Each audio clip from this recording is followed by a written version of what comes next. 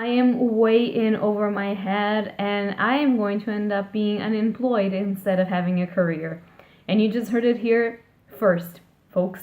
Hello beautiful bookworms, my name is Katarina and welcome to my channel, and today one of the videos that I've been wanting to film since I filmed the last one last year, and that is my Owls TBR. If you don't know what the Owls TBR is, it is basically a month-long readathon that happens each year in April, and then it has the second one, the Newts, each year in August, and it is based on the exams of the Harry Potter series, namely the Owls and the Newts. So basically this was created by G from Book Roast, and if you don't know what this is, what it encompasses, and what kind of sorcery is this, I'm going to leave a link down below her channel, her announcement video, the Twitter of the magical readathons, because this is how we call them. And without further ado, I'm just going to tell you my TBR for the month of April, because I'm going to be doing the Owls, and I'm going to be doing them all.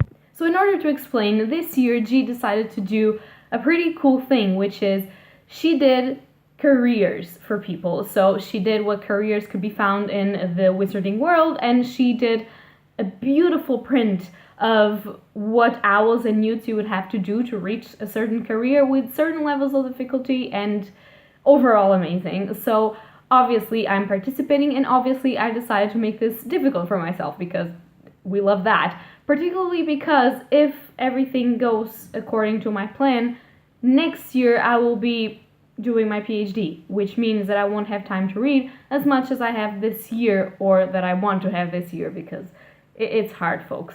So for that reason, I decided this year I'm going to go for the hardest career of them all, which is the alchemist career. So to rephrase, I always wanted to know alchemy, study alchemy, and be able to do some cool alchemist shit. If you don't know, one of my favorite animations of all time is Fullmetal Alchemist, which probably should give you an idea of how much I love alchemy. But also because I feel like it is a really amazing career that you actually have to know a lot, and that you could do a lot for the sake of the people and for the sake of knowledge. And I'm a Ravenclaw, so obviously everything that's knowledge is great for me. So to be an alchemist, or to fulfill the career of alchemy according to G, you basically have to do all of the owls and all of the newts. So because we're not talking about the newts is going to be in August, and I don't even know if I can finish my owls, I'm just going to focus on my owls list and tell you what I'm going to read for each of the prompts of the Owls 2019. So here comes my TBR.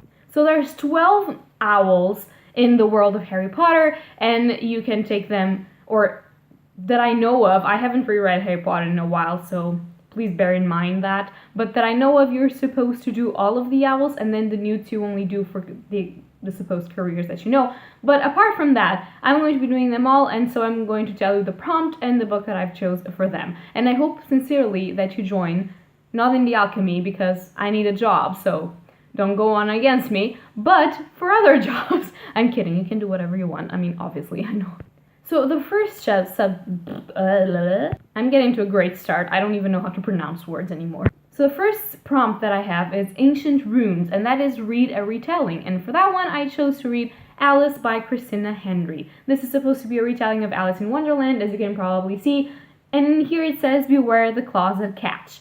This is supposed to be a very, very, very extremely gory retelling of Alice. It's supposed to be sort of, she is stuck in an asylum for some reason. I have a Victorian feel in here. And the Jabberwocky supposedly is alive and she has to beat it.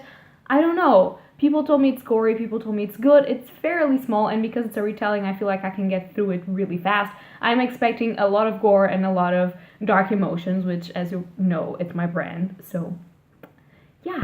Next, the prompt is Arithmancy, and it is a work written by more than one author. And for that one, I chose The League of Extraordinary Gentlemen, the Omnibus Edition by Alan Moore and Kevin O'Neill. So I don't know if one of them wrote and another one colored or did the art for the thing, but because it's a conjuncted work, I decided that I was going to choose this one. This is basically a graphic novel. It has a lot of written text on it, but it also has a lot of graphics, you know, because graphic novel. So I hope that I can power through this, and basically this is a team, or a league of extraordinary people, formed by some of the Victorian characters of main Victorian classics, and they come together to fight a villain and some aliens, apparently. I know as much as you do about this. I just heard it's great, so I really want to read it. I don't know if there's a sequel to this. I'm not really sure, but I'm going to find out. So this is going to be fun, and you're going to learn about it with me because I know shit about this. The next prompt is astronomy, and that is a book with star in the title. And for that one, I decided to go with Skyward by Brandon Sanderson. And you're going to be like, bitch, sky is not star. And I'm going to address you to the subtitle that says, Claim the Stars. Am I not being fair? Yes, indeed. Do I care? No, not at all. So this is supposed to be a YA by Brandon Sanderson that came out last year, and that pretty much everyone already read, except for me. And this is a chunky one. It's like 500 and something pages, but because it's Brandon Sanderson and I'm used to his style, and because it's fantasy, although a little bit sci-fi-ish, because this is about a girl that wants to be a pilot to fight against aliens that are invading her world, apparently, I feel like I can get through this pretty fast. And I have like a month to go through all these books, so I'm very confident, and I love Sanderson, and I feel like I can do this, so why not? The next one is Care of Magical Creatures, and for that one is a book with a land animal on the cover. And for this one I chose Nevermore, The Trials of Morgan Crow by Jessica Townsend, because there's a kitten, a ginormous kitten on this cover, and a kitten is a land animal. Prove me wrong. Nevermore supposedly is this middle grade, which is also great because it's fast to read, middle grade, you know? And this is basically about this girl, and she's Morgan Crow, and she is thought to be cursed, apparently, and she's supposed to die on her 11th birthday, but she doesn't because this dude comes and whisks her away to this world where she has to do some magical competitions because apparently she has powers. I don't know, people compare this to Harry Potter, but in a good way. Like, not when you compare it to Harry Potter and then you read it and you're like, this is a piece of shit.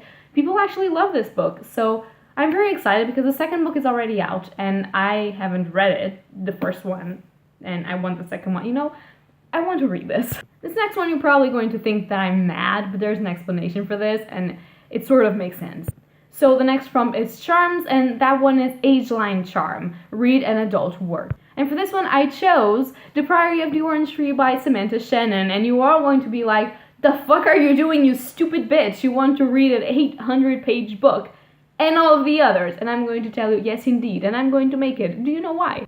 Because G, in her infinite wisdom, did last year a sort of extracurricular work for Charms, and I won 5+ days. So this means that by the end of March, I can already start reading The Priory of the Orange Tree, which is obviously what I'm going to do if I want to actually finish this beast and be able to read all of the other books that I want to read. So, The Priory of the Orange Tree, every fucking one knows about it, but this is basically an adult standalone about a queendom and about two types of dragons, the West Dragons, the East Dragons. The East Dragons are good, the West Dragons are evil.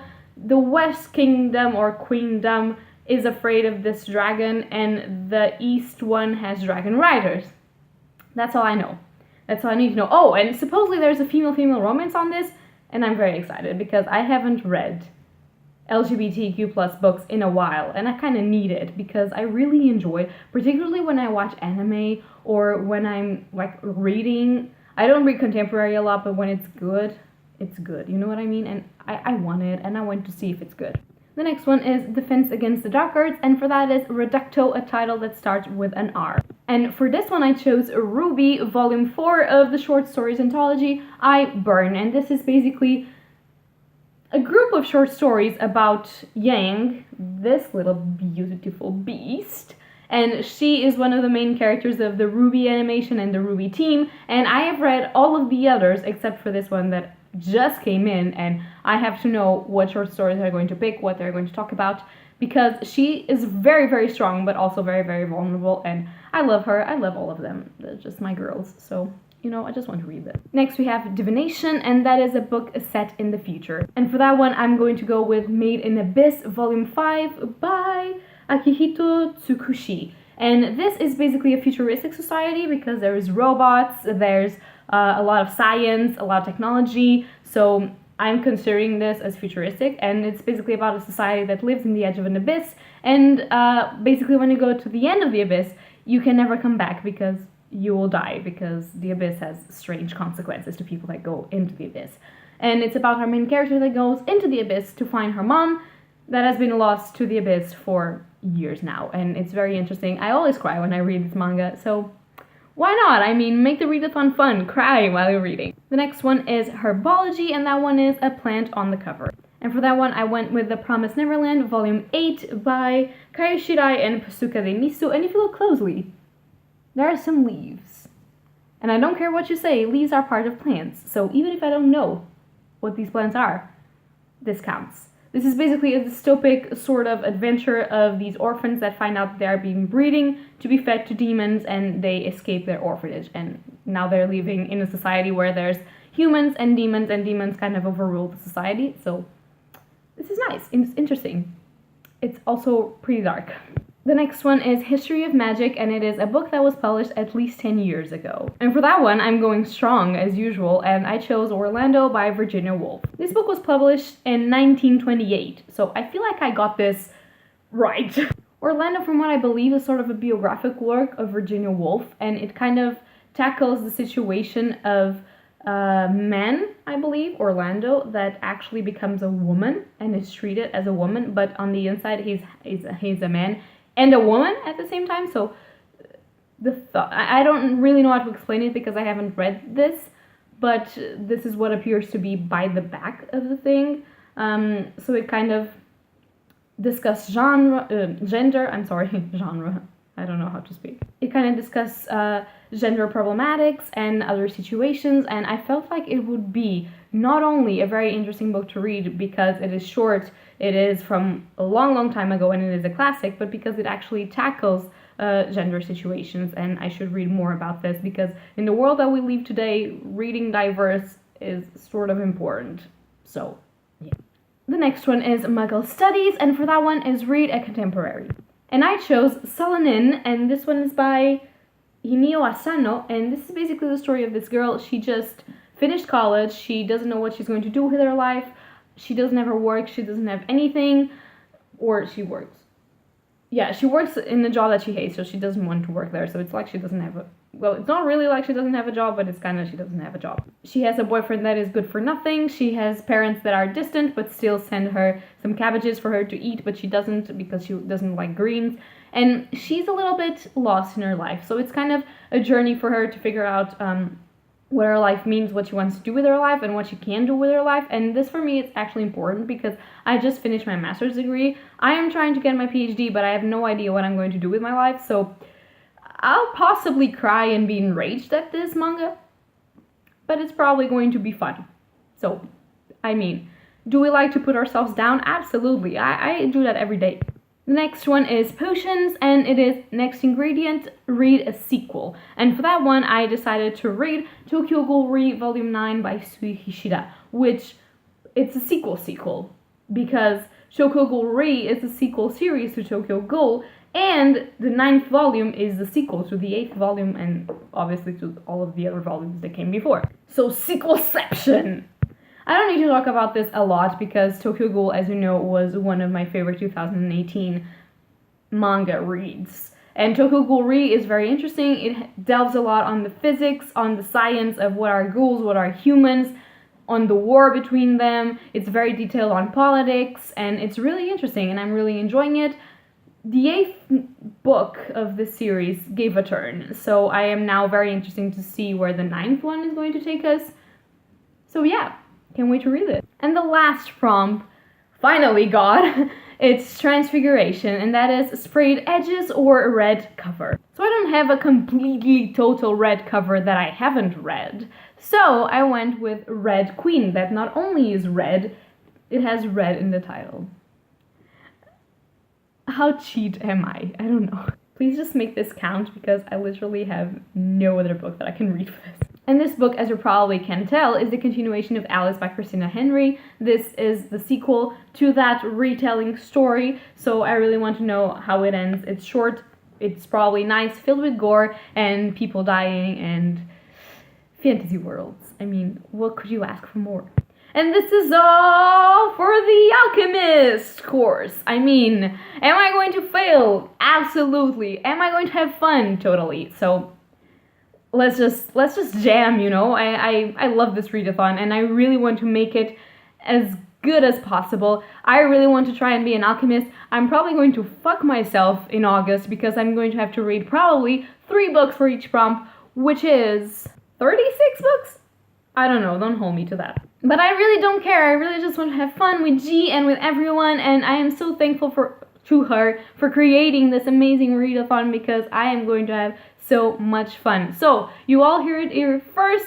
By the end of March, I'm going to start with the Priory of the Orange Tree because I have 5 days that I can use before April to try and get the reading on.